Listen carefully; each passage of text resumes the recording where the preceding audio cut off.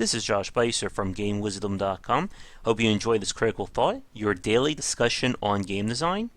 And be sure to like and subscribe to the channel, and you can pitch future Critical Thought topics.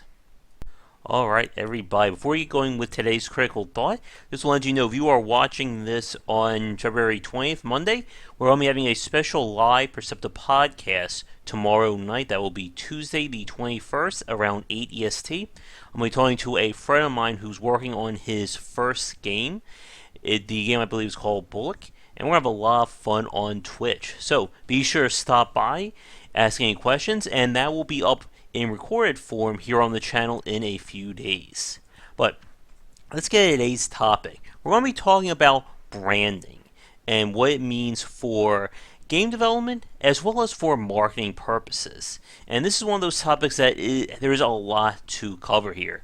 We were talking about this on Game Wisdom Live last week, and I have to give a quick mention to El Gordo for bringing it up. But brands have certainly evolved over the last century, and for the better part of the last century, it was built around character or mascot brands. Everything from the Michelin Man, Jolly Green Giant, Tony the Tiger, so many more that my mind is blanking on them, and so on. And character-driven or mascot brands were a very big deal because when it comes to characters, they are usually universal. You see a character and you don't need any text or music or anything like that. You know that pretty much right away. If you held up a silhouette of Bugs Bunny, Mario, and Mickey Mouse, chances are anyone you show it to will instantly recognize those characters. And another reason why these kinds of brands are so big was because it leads to licensing for the big popular ones, be it cartoon characters, video games, animated series, stuff like that. My prop over here is a set of Mario quiz cards that I have no idea where I got these from back in the day. It's basically a little collection of like Trivia Pursuit-like questions that feature like various Mario characters on there. Let me see if I can get that right in the shot. And this is one of the reasons why mascot and character branding was such a big deal, because it really lends itself towards licensing these characters into all manner of properties. During, of course, the 80s, this was the big time for toys and animated series with G.I. Joe, Transformers, My Little Pony, and so on. When it comes to the video game industry, it was kind of seen the same way during the 90s into the early 2000s, or I'm sorry, late 80s into the 90s. This was the time where everybody was trying to come up with the next big mascot. Of course, you had the big names, Mario and Sonic, but we saw a lot of character-driven games during this time. As an interesting fun fact, the first ever mascot for a video game would come with Pac-Man during the late 70s. I know that because that's part of the presentation I'm be giving in a few weeks. And these kinds of character-driven games became very popular because, like I said, everyone wanted to create that brand name. And for all the many games that are created, only a few managed to become somewhat marketable.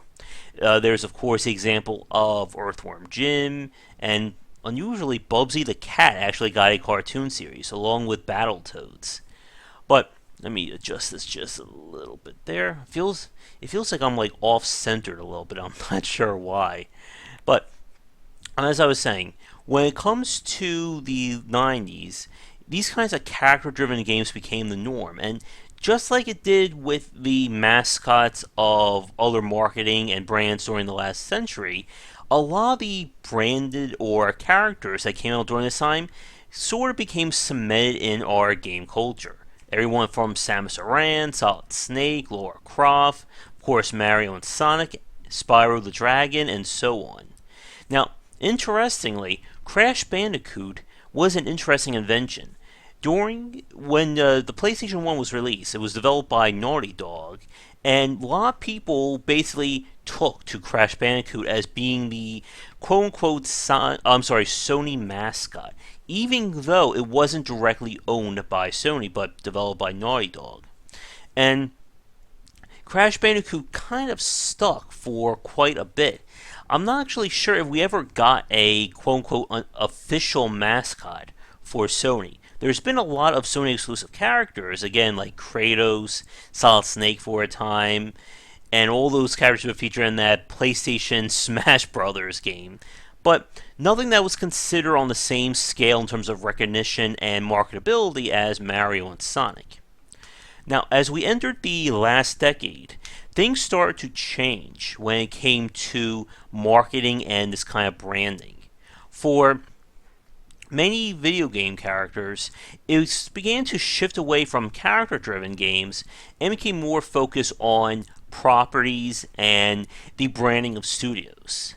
This is when things such as like EA Sports is in the game, the crazy logos, and that kind of recognition. Logos and brands along those lines is another major point. Chances are, if you look around your room or your house right now, you're going to find multiple brand properties or brand products. Everything from like Pepsi Blue, Coca-Cola Red, and of course all the brand name foods and such that you eat. And this is another major part of why branding is so popular.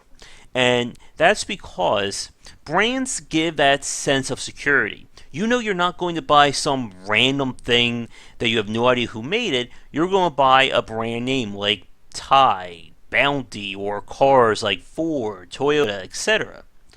And these companies know that. And this is why brands are heavily protected and try to keep or support it for a very long time. Keep that one in the back of your mind. We'll be coming back to that in a minute. But as we entered the last decade, when it came to video games, developers and publishers moved away from focusing on characters and instead focused on series. This is when we saw stuff like Halo, the continuation of Tomb Raider, of course, Call of Duty, Final Fantasy, Battlefield, and so on. While these games certainly have their recognizable characters, Master Chief, Lara Croft, etc., these games still became known more for their name rather than their characters. Assassin's Creed being a good example of this. The characters themselves aren't as focused on as much as, the assassin look, with the hood and everyone standing all badass like. And this is kind of how things transitioned. And and what this meant was it became more important to sell your company and sell your series. And to talk more about like logos and stuff along those lines, that's more from an artistic standpoint, and I am certainly no artist. Now, with the rise of this kind of development, studios became more recognizable in terms of their logos and in terms of what they're able to put out. And this is kind of where things get very interesting when we look at the AAA or mainstream market studios versus the independent studios. With the larger studios, they became very much focused on sequels, and we had an earlier critical thought talking about that. And the reason is that sequels are security. You know when you're buying a sequel, you are buying something that's already been pre-established. The developers know that there is a market for it. And if a publisher has a choice between funding the second or third game in a series or something completely untested, chances are they're going to go with the series. And as an interesting point about this, Skylanders developed by Toys for Bob, in an interview they talked about how they chose Spyro at that time because no one else was working with this and they wanted to have some kind of brand attached to it. But after Skylanders became a success, the entire Spyro part that was dropped, other than keeping Spyro in the title as a character. But that's kind of where the power of branding can come into play. If you're using something that's recognizable, it's a lot more welcoming than just something that's completely untested that you've never seen before. And again, this is why sequels are such a big deal.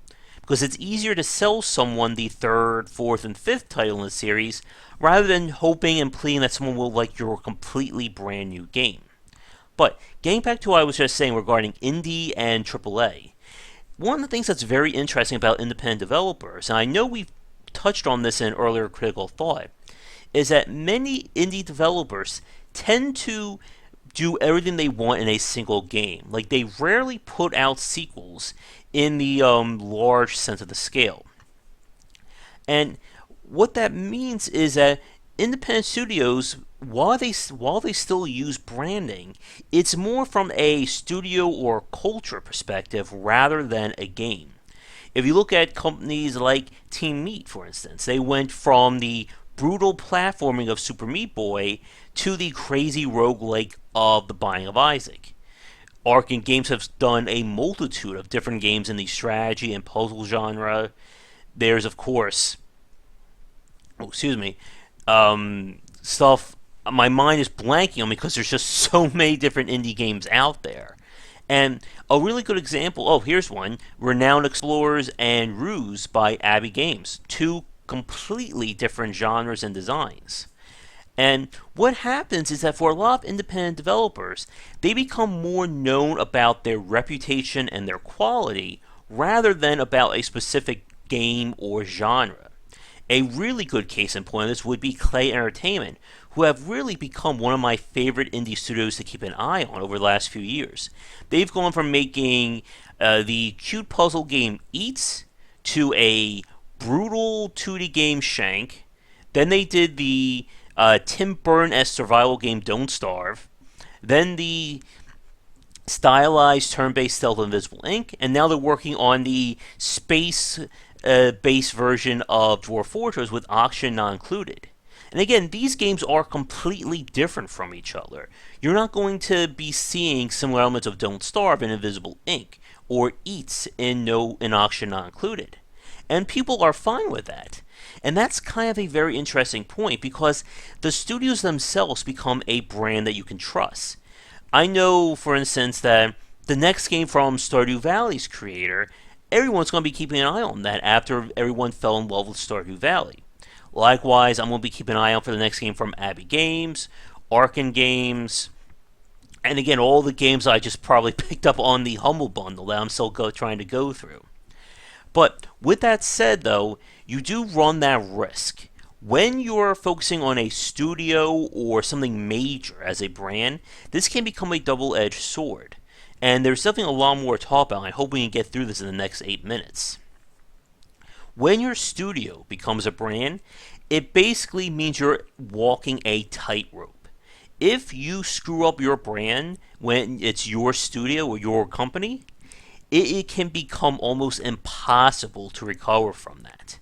And we have certainly seen that in the independent space with developers who have went the nuclear option and have massive flameouts, and then their companies suffer from it. And because of that greater transparency, if your company fails, it's going to become a whole lot harder to sell your next game. Rather than, on the other hand, like something like The Darkest Dungeon, for instance. It doesn't matter what Red Hook Games announces next after The Darkest Dungeon. I know we're all going to be excited about it. I know I am going to be chomping at the bit for it. And that's because they have certainly earned that goodwill and praise. Just like Yacht Club Games, for instance. But if, let's say, someone makes a horrible first game, and then they try to sell a second one, it's going to be a lot harder of a sale. And of course, we've seen that with Kickstarter. If your first game suffers and is a bad game, it's going to be a whole lot harder to convince people to give you another $250,000, $500,000, or $1 million for the next one. And this is where the double-edged sword of branding comes into play. It can make you recognizable and help elevate you. But if your brand suffers, it can become impossible to recover. And this is why companies are very, very protective of their brands. Nintendo being a very big example of this. As we have seen over the last few years, Nintendo is adamant about protecting their IPs and their branding, be it controlling videos on YouTube, issuing takedowns of unlicensed game clones, and spiritual successors and stuff along those lines. And as a very interesting example of this, we could also say the same thing about what Valve is doing with Steam and Steam Direct. For a time, Steam was considered your premier outfit for video games. Think of this as your high-end boutique. But as so many games have been released and the market has become muddled, it becomes a lot harder to stand out, and that has hurt Steam's recognition and their, I guess, loyalty or their, reputation would be the best term here. And with Steam Direct and limiting what you can put on there and charging those fees, I think part of this is them trying to restore their faith or their brand loyalty. So that when you're on Steam, when you see a game on Steam, you know that is a highly vetted or highly praised game. Similar to back in the old days when Nintendo had the seal of quality on their instruction manuals to say that, this game is a licensed Nintendo property and will do you well and all that stuff. But there is still one more part of this I want to touch on. Hopefully we can get this done. And that is what happens when you're trying to preserve or prolong a brand and it fails. Earlier I mentioned Skylanders and how Spyro was used simply as the foot in the door for the Skylanders brand. But there have been cases where developers have tried to alter or change a brand and has come back to bite them. For instance, there is one of my favorite games, Banjo-Kazooie Nuts and Bolts, which while it was still kept as a part of the Banjo-Kazooie property, it was completely different in terms of design and gameplay. So much so that it was criticized by fans and reviewers because of it. And I have a question for you, everyone watching this. Why do you think Banjo-Kazooie suffered while Spyro and Skylanders got away with it? I have my theory. I think it's because Spyro was, at that time, was on the downward end. It wasn't a popular brand compared to Banjo-Kazooie having two very successful games. And that is a very big point. The more successful the brand is, the more it locks and constrains you for doing more with it. For instance, with Mario over there, we know Nintendo's not going to make an M-rated Mario. It's not happening probably in our lifetime, because that would go against the brand Nintendo has built. Likewise, NetherRealm Studios would be crazy to announce a early childhood version of Mortal Kombat, because that would betray their brand. And as we talked about on last week's Game Wisdom Live, Prey is going to be a very interesting example of this. The original Prey was a first-person shooter starring a Native American hero, and then the sequel became this open-world bounty hunter game. Then that was scrapped, and now we're dealing with a completely different game and a completely different property, but still being called Prey. It reminds me a lot of when they did the reboot of DMC or Devil May Cry, and how a lot of people weren't fans of that. And again, this is the challenge of working within a pre-established brand. While that brand affords you some security and a foundation to build on, it also presents constraints. And if you go against the brand, you're going to upset people. And like we were talking about a few minutes ago regarding the indie and AAA, these brands essentially become recognizable on their own, and then you become limited by it. For instance, if I say Toyota, you're not going to think of crackers. Much like if I say Lay's potato chips, you're not going to think of American Airlines or US Air or any other brands I can think of. And that's because they are established like that. But the independent space is weird in that sense that, again, the games themselves aren't really the brand. It's more the style and the studio than the game. And I'm sure for those of you watching this, you can think of more examples of studios that have become brands onto themselves. But let's wrap things up here before I start talking for another 10 minutes and start naming random brands as well. As I said, branding and brands is a major part of marketing. They allow an easily recognizable symbol or character that provides a measure of security to the consumer. When it comes to video games, it means establishing a reputation that will allow people to trust you and your studio. And if you keep the brand recognition up and people like you, it will become easier to sell more in the future. You piss people off or you upset or destroy your brand, and it's going to become almost impossible to recover. And even as from AAA to indie, you still have to think about effective branding. And that is easily another topic about how to position yourself. So to wrap things up, I know some of you may be curious about what do we see in this thing. So like we have these like weird cards like this. They're like little quizzes. Let me see if I can zoom that in. And then on the back, we got like educational fun facts about everything. I don't know, maybe for Game Wisdom Live this week, I'll bring this out and we can have like a little quiz session for everyone. That should be a lot of fun, right? Also, as I said, I did pick up the Humble Freedom Bundle, and a lot of the games I do own. So be sure to tune in for this week's Game Wisdom Live, as we're going to be trying some like quiz or some little contests each week, and you guys can win a few of the games that are now sort of my giftable copies. But let's end things here. As always, thank you so much for watching. If you enjoyed today's Critical Thought, be sure to like and subscribe. If you have any suggestions for future topics, be sure to let me know. And otherwise, be sure to check back daily for more great content here and on GameWisdom.com, where we examine the art and science of games. So until tomorrow, I'm still Josh Bycer. Have a great night, and be sure to tune in tomorrow for our live chat around 8 on Twitch. Until then, see you all tomorrow.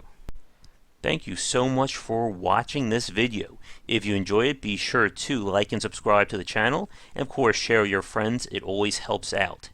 For daily posts on all manner of game design and industry topics, check out game-wisdom.com. To support the site and everything that I do, be sure to check out the Patreon campaign. If we can hit goals, it will mean more content for everyone to enjoy, and I'll be able to support myself and my household. If you want to follow me, you can find me on Twitter at GWBycer for updates throughout the day and random thoughts from me. And lastly, you can find me on Twitch right over there at GWBycer for daily streams most nights around 10 Eastern. Thanks again for watching the video, and be sure to check out more great content coming to the Game Wisdom channel real soon.